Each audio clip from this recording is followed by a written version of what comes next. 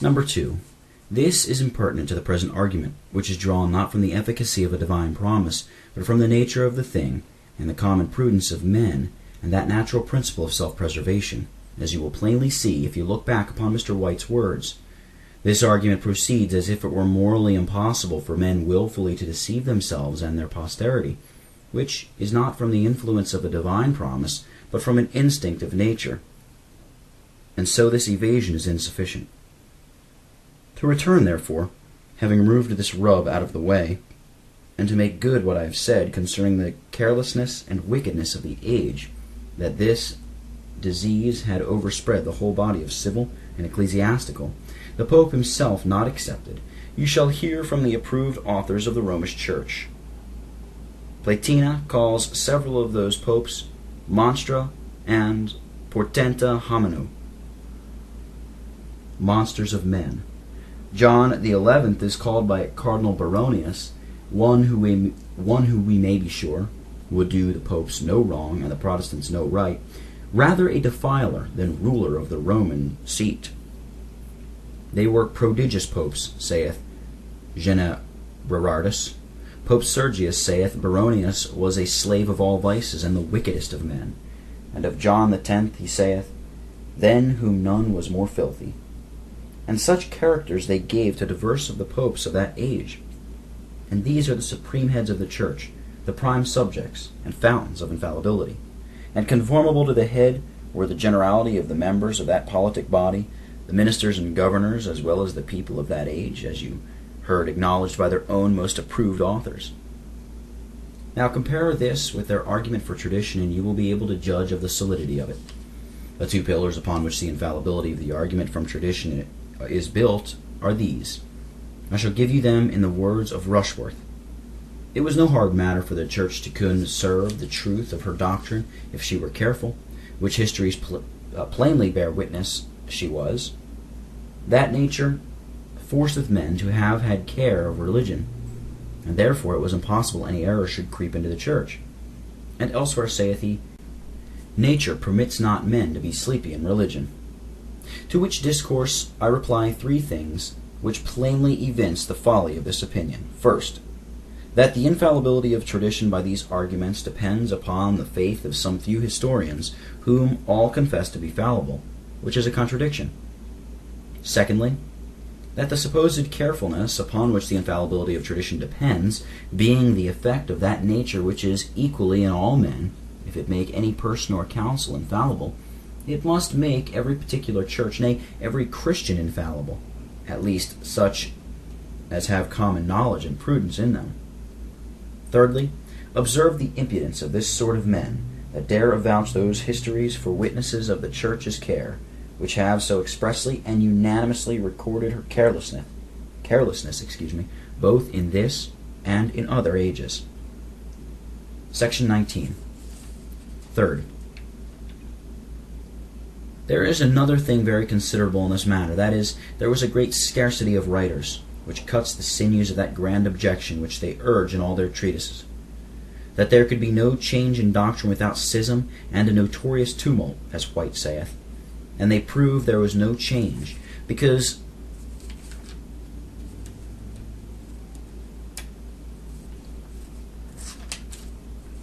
we cannot show the authors, times, and places of them, as if one that had got the plague might say he is free from it, because he knows not how, nor where, nor from whom he got it. Now here appears the unreasonableness of their demand and the absurdity of their argument. How can it be expected that we should give an account of all the occurrences and mutations of that age, when they confess so few books were written, and those that were written by such as were either wholly or in part leavened with the corruption of the time, and therefore for their own honor obliged to conceal all such changes and defections as themselves had in hand in?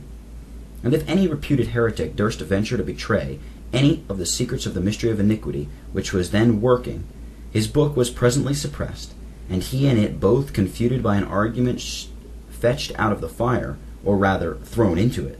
So the papists do by us, as if a man should blow out all the lights, and then blame me for not finding what I was making inquest for. Or as if one should burn my principal evidences, and then charge me that I cannot make my title.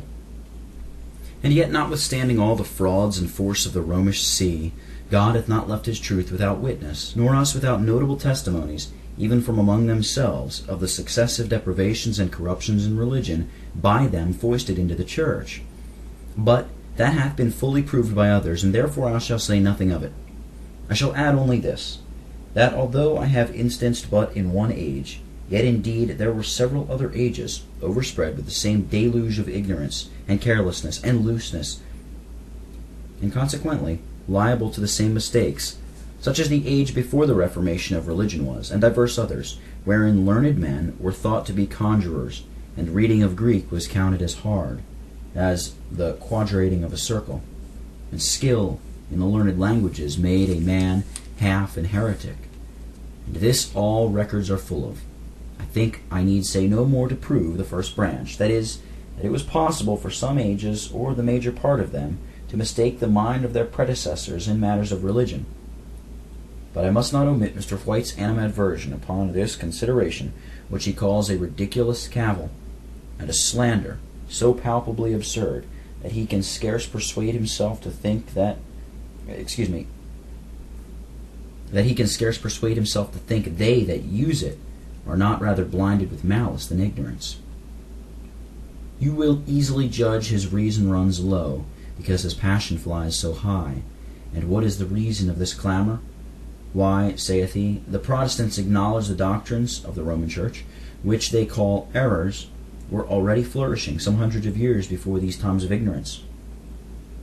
Shall I return Mr. White with his own language? What shall I ascribe this intolerable mistake to? Shall I attribute it to his ignorance? I cannot tell how to do so to one of his parts in reading. Dare he say that all the present doctrines of the Church of Rome were flourishing some hundreds of years before the 10th age, whose ignorance I have represented and proved? Or if he say and think so, yet dare he say the Protestants are of his mind? If he ever looked into any Protestant author, is it not evident to the whole world that the Protestants do both universally deny and solidly disprove this audacious assertion, and evidently prove, even by the suffrages of learned papists, the far later novelty of many of their errors? Shall I then ascribe it to his malice? I am loath to do so, although none more frequently guilty of that crime than they that most boldly charge it upon others. One may by this and such like passages imagine how vain a thing it is to expect sincerity and honesty from these men in the handling of controversies, when such a one as Mr. White, a person of more repute for his candor and ingenuity than most of their writers, shall not fear to assert in print, in the face of all the Protestant world, that the Protestants do boldly acknowledge the Roman Church hath had universal tradition for the whole body of its faith ever since St. Gregory's days, which is now 1,000 years.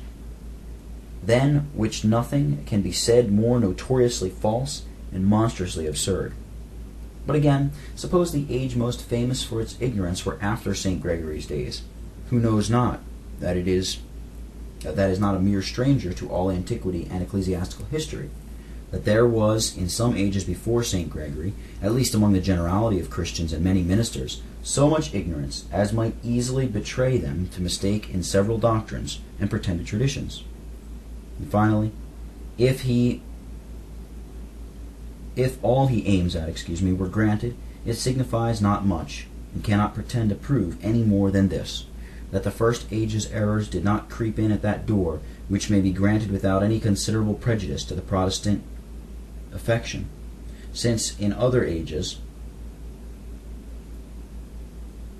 most of their great errors might come in that way, and in all ages they might come in several other ways.